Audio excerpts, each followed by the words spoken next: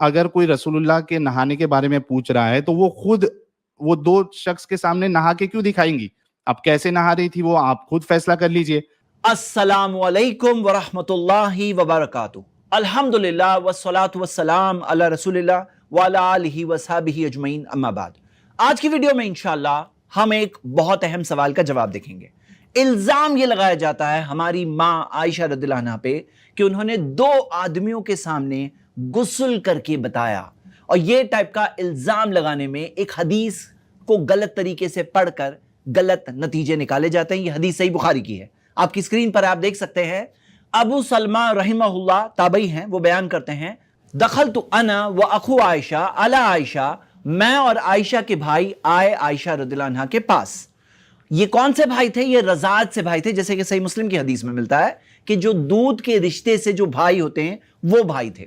آگے بڑھنے سے پہلے میں ایک بات واضح کر دوں کہ ابو سلمہ رحمہ اللہ جو بیان کر رہے ہیں وہ بھی عائشہ رضی اللہ عنہا کے محرم تھے. ان کی بہن ام کلثوم نے انہیں دودھ پلایا تھا. اسلام میں رضاعت سے، دودھ پلانے سے وہی سیم چیزیں پروہیبٹڈ ہو جاتی ہے جو حقیقی خون کے رشتوں سے پروہیبٹڈ ہوتے ہیں، منع ہو جاتی ہے. تو ہم دیکھتے ہیں رضاعت سے بھی پوری طرح سے رشتہ قائم ہوتا ہے. تو اس اعتبار سے یہ رضاع یعنی دودھ کے رشتے سے خالہ تھی.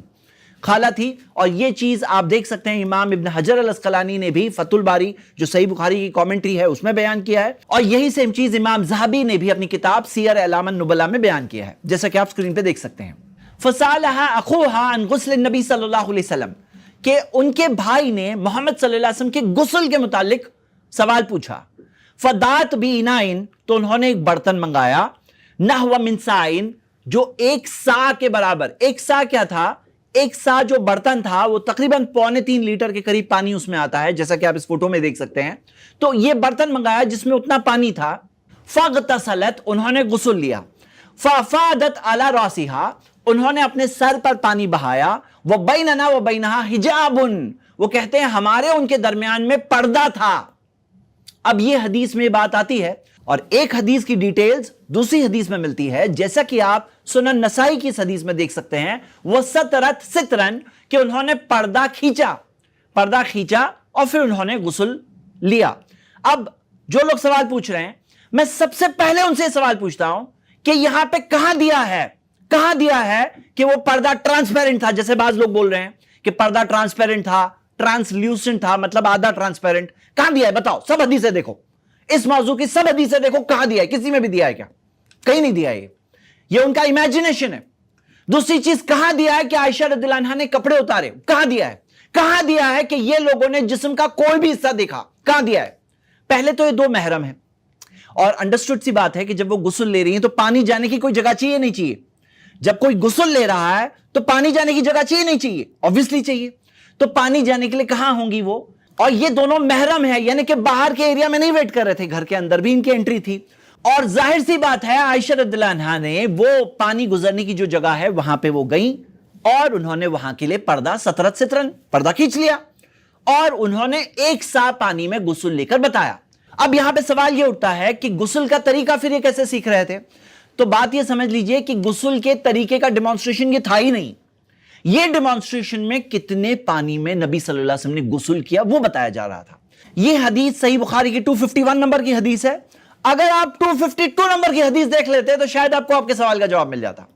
اس حدیث میں آتا ہے جابر بن عبداللہ رضی اللہ عنہ سے ایک آدمی نے سالہ عن الغسل، غسل کے تعلق سے پوچھا، تو انہوں نے جواب میں کہا فقال یکفیک ساؤن، تمہارے لیے ایک سا پانی کافی ہے. تو پوچھنے والے نے کہا ما یکفینی، میرے لیے ایک سا پانی کافی نہیں ہوگا. تو جابر بن عبداللہ کہتے ہیں کہ جو تم سے بہتر تھے اور جن کے جسم پر تم سے زیادہ بال تھے ان کے لیے کافی ہوتا تھا ایک سا پانی. یعنی کہ بتایا جا رہا ہے کہ کتنے پانی میں غسل ہو رہا ہے. اب عائشہ رضی اللہ عنہا بھی جواب دے رہی ہیں، تو انہوں نے غسل کے طریقے میں پانی کی کوانٹٹی بتائی، نمبر 1. نمبر 2، انہوں نے ثابت کر کے بتایا باتھ روم میں جا کر غسل لے کر کہ ایک سا پانی میں غسل ہوا، نمبر 2.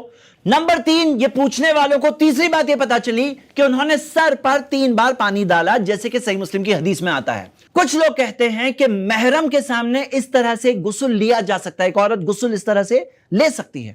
کیا بیوقوف جیسی بات کر رہے ہیں، کیا جاہل جیسی بات کر رہے ہیں. اگر وہ قرآن کی سورہ نور سورہ نمبر 24 کی آیت نمبر 31 پڑھ لیتے تو وہاں تفسیر میں آپ دیکھ سکتے ہیں ابن مسعود اور زبیر رضی اللہ عنہما کا قول موجود ہے کہ جو زینتہن، جو ظاہر کرنے کی بات ہے، جو زیورات کی جو جگہیں ہیں، جیسے بالیاں ہیں، ہار ہے، کنگن ہے، پائل ہے، یہ جگہیں ظاہر کرنا ہے. یعنی ایک عورت کو کورڈ ہونا ہے، اپنے محرم کے سامنے بھی کورڈ ہونا ہے. تنگ لباس نہیں پہن سکتی، ٹرانسپیرنٹ لباس نہیں پہن سکتی، پوری طرح سے کورڈ ہوگی. ہاں کنسیشن میں یہ ہے کہ جو بال ہے، چہرہ ہے اور جو زیورات کی جگہ ہے، یہ چیز ظاہر ہو سکتی ہے محرم کے سامنے. ہم ان سے پوچھتے ہیں یہ بات تم کہاں سے امیجن کر رہے ہو کہ انہیں کوئی جسم کا حصہ دکھا، یا آپ الزام لگا رہے ہو؟ کس کے بارے میں بات کر رہے ہو؟ آپ کس کے بارے میں بات کر رہے ہو؟ کہ آپ کو یہ پتا بھی ہے کہ عائشہ رضی اللہ عنہا کا سٹینڈرڈ کیا تھا، کہ ان کا حجاب کا سٹینڈرڈ کیا تھا، ان کی حیا کا سٹینڈرڈ کیا تھا؟ یہ عائشہ رضی اللہ عنہا سارے مومنوں کی ماں ہے، جن کا سٹینڈرڈ یہ ہے کہ قرآن کی آیت ہے سورہ احزاب سورہ 33 آیت نمبر 53 میں وَإِذَا سَأَلْتُمُوهُنَّ مَتَاعًا فَاسْأَلُوهُنَّ مِن وَرَاءِ حِجَابٍ، کہ جب تم ان سے کوئی چیز مانگو تو پردے کے پیچھے سے پوچھو. آپ امیجن اس بات سے کریے، مسند احمد میں حدیث صحیح سند سے ملتی ہے کہ جب عمر رضی اللہ عنہ کا انتقال ہوا اور ان کو دفن کہاں کیا گیا تھا؟ عائشہ رضی اللہ عنہ کے کمرے میں دفن کیا گیا تھا. ان سے پہلے ابو بکر رضی اللہ عنہ دفن ہوئے تھے، ان سے پہلے محمد صلی اللہ علیہ وسلم وہاں دفن ہوئے تھے. ابو بکر کون؟ ان کے والد تھے، عائشہ رضی اللہ عنہ کے والد تھے. محمد صلی اللہ علیہ وسلم کون؟ ان کے ہسبینڈ تھے.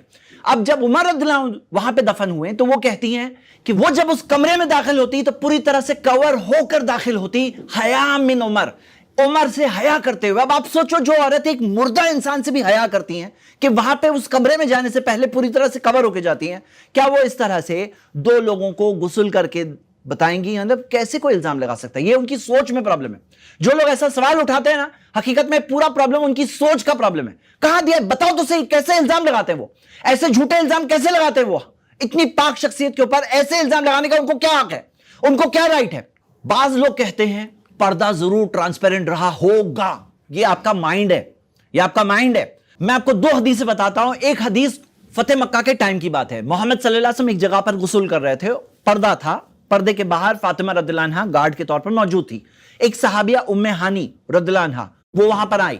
محمد صلی اللہ علیہ وسلم کو کچھ آواز آئی تو انہوں نے کہا من ہذہ، کون ہے؟ تو انہوں نے کہا میں ام ہانی ہوں.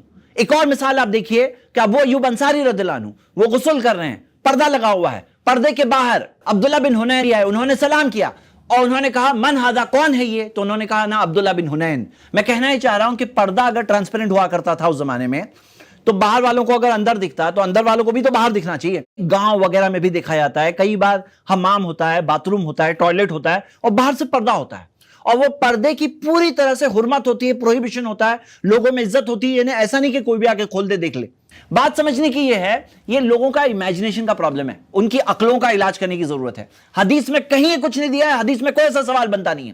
حدیث تو کلیئر ہے، اس میں ایک ڈیمانسٹریشن انہوں نے کر کے بتایا کہ کیسے اتنے پانی کے اندر غسل ہوتا ہے. یہاں پہ دو محرم موجود تھے، انہوں نے دیکھ لیا کہ انہوں نے اتنے پانی کے اندر جا کے غسل کر لیا تاکہ لوگوں میں یہ بات آ جائے، یہ تعلیم آ جائے کہ کم پانی استعمال کرو.